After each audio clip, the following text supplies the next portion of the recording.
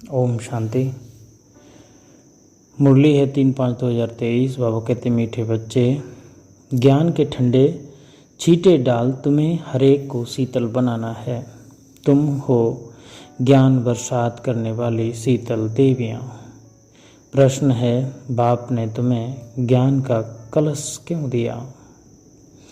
ज्ञान का कलश मिला है पहले स्वयं को शीतल बनाकर, फिर सर्व को शीतल बनाने के लिए। इस समय हरेक काम अग्नि में जल रहा है, उन्हें काम चिता से उतार ज्ञान चिता पर बिठाना है। आत्मा जब पवित्र शीतल बने तब देवता बन सके। इसीलिए तुम्हें हर रूह को ज्ञान इंजेक्शन लगाकर पवित्र बनाना है। तुम्हारी यह रूहानी सेवा है। बाबा ने कहा कि ज्ञान के ठंडे छींटे हमें डालने हैं, हरेक को शीतल बनाना है। और तुम हो ज्ञान बरसात करने वाली शीतल देवियाँ।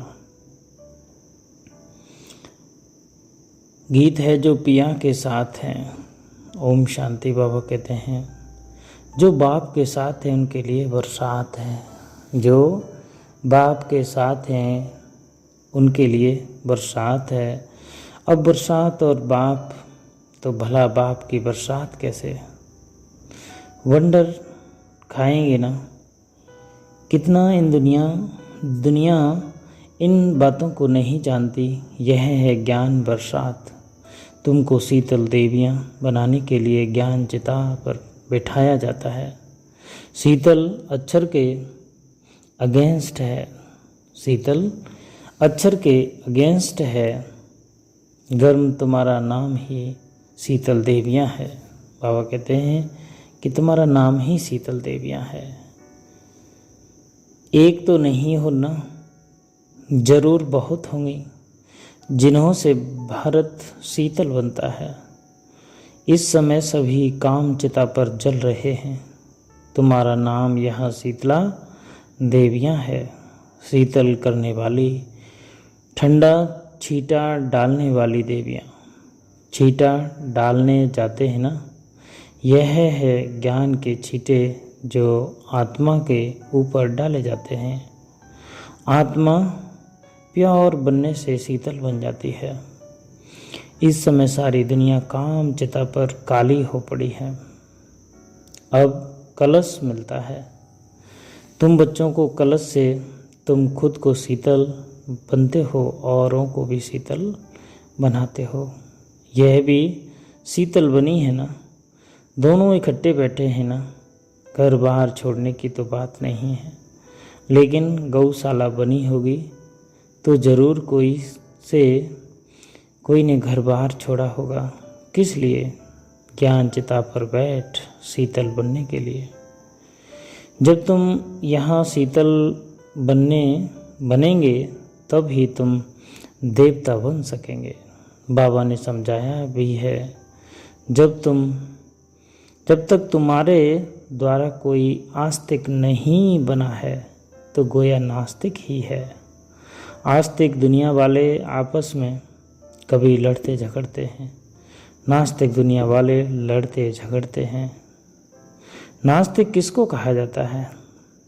जो मुझे अपने पारलौकिक परम प्रिय परमात्मा को नहीं जानते। सारी दुनिया से घर घर में रोला है, क्योंकि परमपिता परमात्मा को भूलने के कारण नास्तिक बन पड़े हैं। बेहद के बाप और उनकी रचना के आदि मध्य और अंत को नहीं जानते। बेहद का बाप समझाते हैं, तुम नास्तिक क्यों बने हो?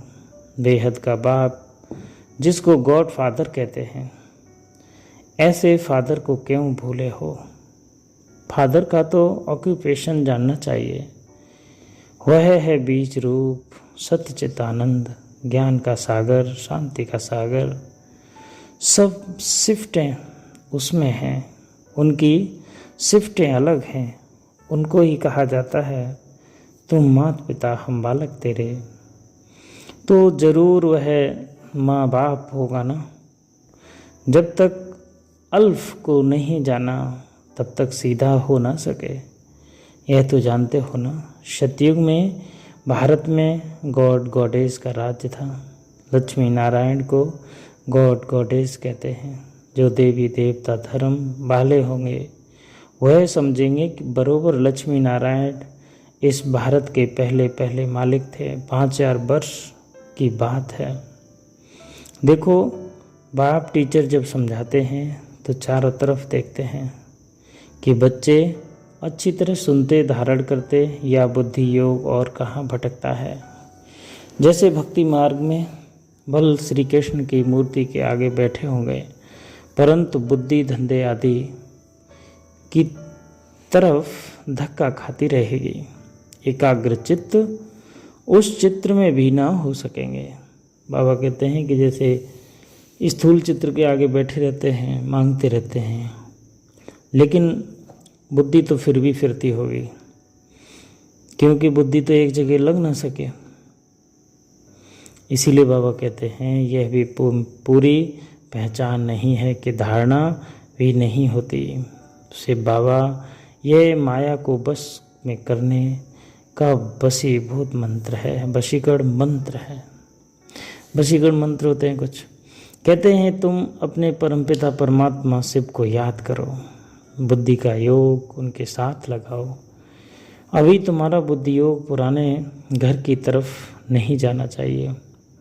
बुद्धि योग बाप के साथ लटका रहना चाहिए, क्योंकि तुम सबको मेरे पास आना है।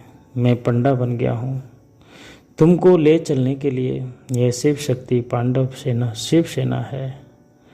तुम हो शिव से शक्ति लेने वाले, वह है सर्वशक्तिमान। तो लोग समझते हैं परमात्मा तो मरे हुए को जिंदा कर सकते हैं, परंतु बाप कहते हैं लाडले बच्चे, इस ड्रामा में हर एक को अनादि पार्ट मिला हुआ है।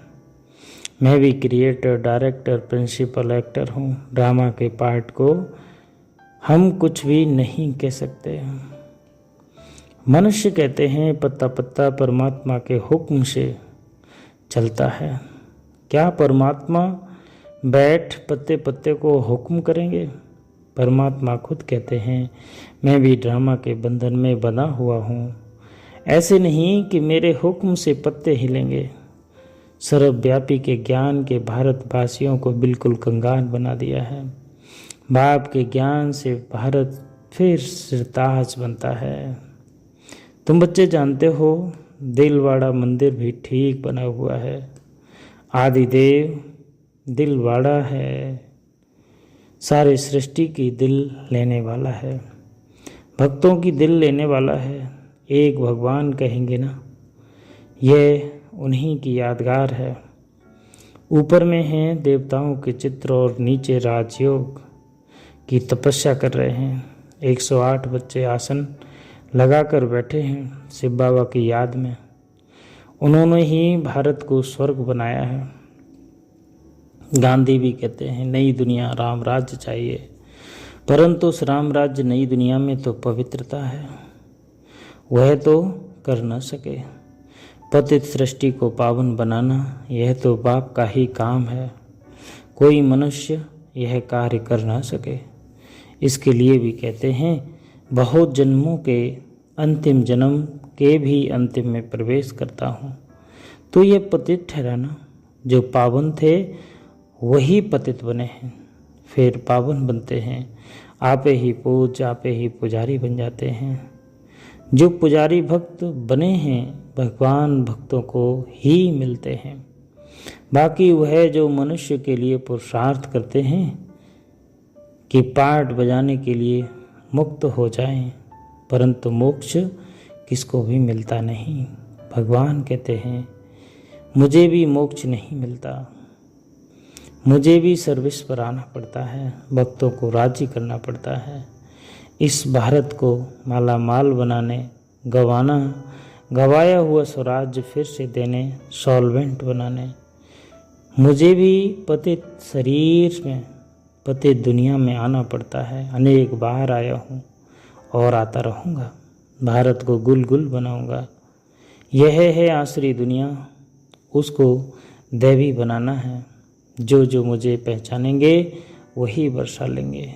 शिव बाबा कल्प कल्प भारत को वर्षा देने आते हैं। उनकी जयंती आजकल मनाते नहीं, कैलेंडर से हॉलीडे भी निकाल दी है। वास्तव में तो एक ही शिव जयंती मनानी चाहिए।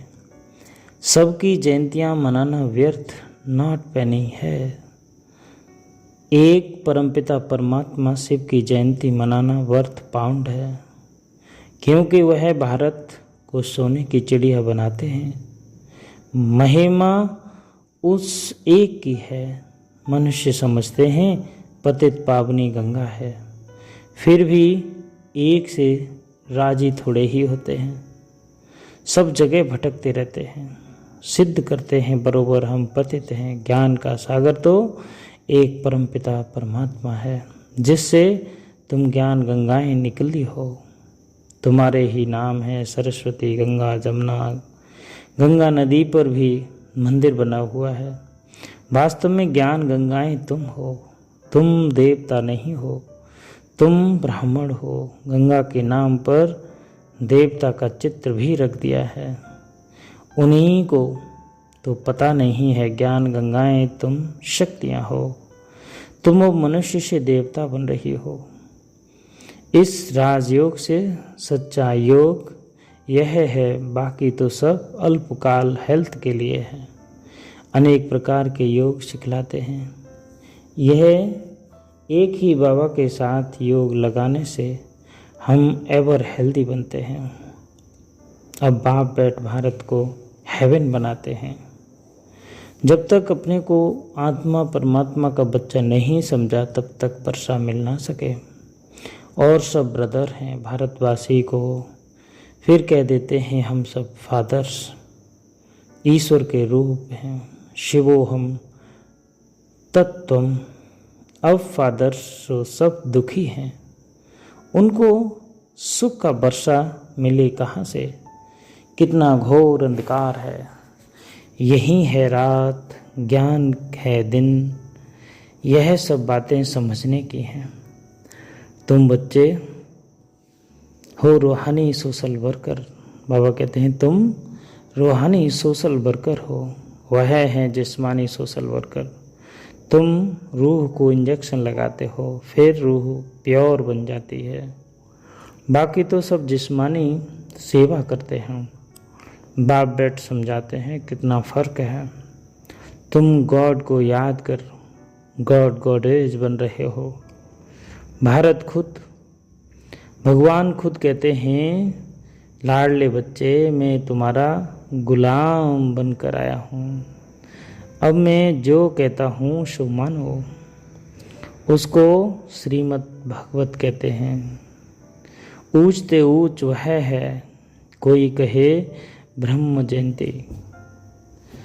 बाबा बार बार कहते हैं प्यारे बच्चे, ये दुनिया अंधकार में है। बाबा ज्ञान दे रहा है, और वो ज्ञान की छींटे बाबा जो डाल रहा है, उससे सबको शीतल बना रहे हैं। बाबा कहते हैं ब्रह्मा विष्णु शंकर को मनाने वाला, उससे कार्य कराने वाला शिव बाबा है ना। नहीं तो नई सृष्टि कैसे बने? सबसे ऊंच जयंती है त्रिमूर्ति शिव की। शिव आते हैं ही हैं ब्रह्मा विष्णु शंकर के साथ, तो उनकी ही जयंती मनाई जा सकती है। आजकल तो कुत्ते बिल्ली सबकी जयंती मनाते रहते हैं। कुत्तों को भी कितना प्यार करते हैं। आजकल की दुनिया देखो क्या है। कहेंगे सतयुग में ये शेर आदि नहीं होंगे, कायदा नहीं कहता सतयुग में मनुष्य भी बहुत थोड़े होंगे, तो जानवर आदि भी थोड़े होते हैं। बीमारियां भी पहले इतनी थोड़ी थी, अभी तो कितनी ढेर बीमारियां निकल पड़ी हैं। यह जानवर आदि पीछे वृद्धि को पाते हैं। बाबा कहते हैं बच्चे तब बीमारियां भी कम होंगी, और ये हिंसक जानवर हैं और जानवरों की संख्या भी कम होती है। धारणा के लिए पॉइंट हैं कि बुद्धि योग सदा एक बाप से लगा रहे। पुराने घर पुरानी दुनिया में वृद्धि न जाए, ऐसी एकाग्र चित्त अवस्था बनानी है। बाप की सर्व सिफतें स्वयं में धारणा करनी है। हर आत्मा पर ज्ञान के छींटे डाल उनकी तपत बुझाए शीतल बनना है। वरदान है हर एक आत्मा से आत्मिक अटूट प्यार रख स्नेह संपन्न व्यवहार करने वाले सफलता मूर्त भव। जैसे बाप के प्रति अटूट अखंड अटल प्यार है, श्रेष्ठ भावना है, निश्चय है, ऐसे ब्राह्मणों आत्माओं से आत्मिक प्यार अटूट और अखंड ही है। किसी के कैसे भी संस्कार हो, चलन हो, लेकिन ब्राह्मण आत्माओं का सारे कल्प में अटूट संबंध है, ईश्वरी परिवार है। बाप ने हर आत्मा को चुनकर ईश्वरी परिवार में लाया है। यह स्मृति रहे तो आत्मिक प्यार अटूट होने से स्नेह संपन्न व्यवहार होगा और सहज सफलता मूर्त बन जाएंगे। स्लोगन है अंतर्मुखी वह है जो जिस समय चाहे आवाज में आए और जिस समय चाहे आवाज से परे हो जाए। बहुत सुंदर श्लोक है। स्लोगन की अंतर्मुखी वह है जिसे समय चाहे जिस समय चाहे आवाज में आए और जिस समय चाहे आवाज से परे हो जाए। ओम शांति।